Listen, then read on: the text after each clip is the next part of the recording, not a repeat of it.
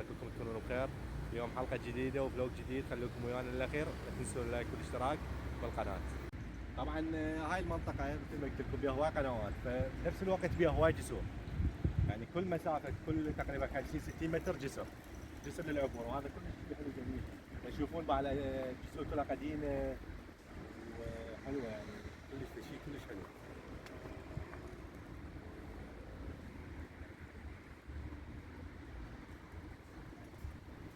طبعا الكمامة هنا أنا ما أقدر، يعني هسه كل ما بدي أصور لكم لقطة لازم أرجع ألبس الكمامة، لأن غرامة تقريبا 200 يورو.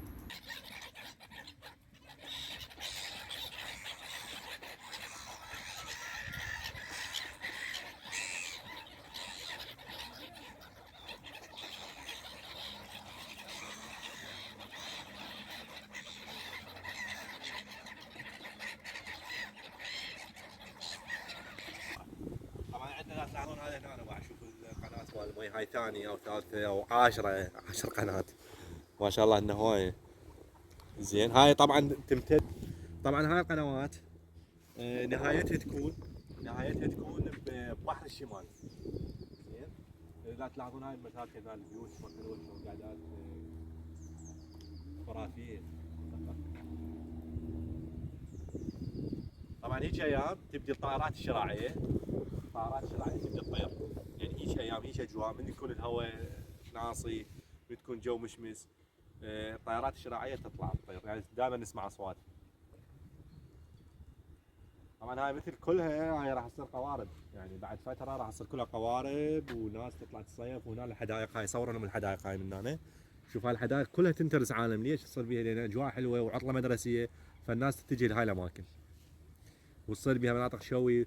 وراح اصور لكم ان شاء الله في يوم فلوق مشوي، نجيب الحبشكلات مالتنا ونصور لكم فلوق ونخليكم ويانا وتمتعون ويانا بالاجواء الحلوه. بس اهم شيء تنسون اللايك والاشتراك حتى يوصلكم كل ما هو جديد. طبعا بعد هنا الحيوانات، يعني هذا الشيء بعد قد حلو، يعني واحد ينفتح نفسه من يشوف ايش حيوان، بعد لا حد يمه لا حد ياذيه، حتى هو اليف. يعني هاي ما اعرف، انا يعني ما اريد انتقد، بس هاي بغير دول يعني تعرفون شو يصير.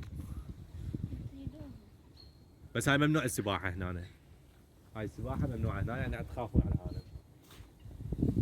طبعا قبل ما نوصل لاوروبا احنا كان عندنا نظره على اوروبا انه الاجواء كلش ما حلوه والجو بارد وكئيب وحياه ماكو. طبعا هذا الشيء كله شفته عكسي يعني صراحه، لان انتم تشوفون بعينكم يعني الاجواء، يعني الهواء عذب، رطوبه قليله، الجو كلش طيب، يعني اليوم درجه حراره 20 تقريبا لو اقل 19. زين.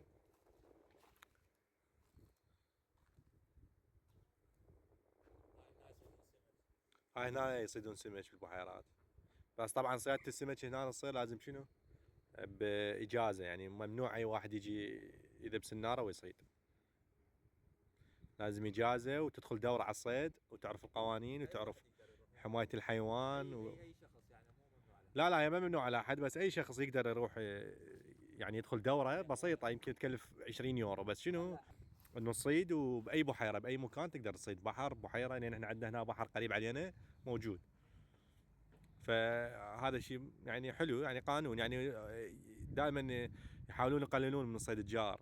تعرفون احنا عندنا بالعراق يعني الصيد جار، كهرباء صار بيها وصار بيها مواضيع ثانية. زين. فالسمك يعني كلش تأذى وقلب العراق من وراء هاي التصرفات. فلهذا هم دائما يشرعون قوانين يخلون الانسان يعني ملتزم بقانون يحكمه.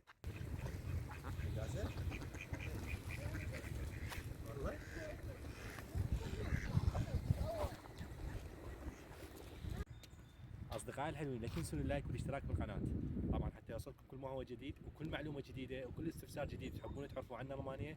انا راح اكون اخوكم حاضر، واكيد تريدون ذكروا لي بالتعليقات من ناحيه العمل والدراسه والرواتب والاجور، يكون مخطر ببالكم من ناحيه الاسواق والمحلات والماركات، اي شيء تحبون تعرفوه ذكروا لي بالتعليق، راح اصور لكم اياه وما اقصر وياكم.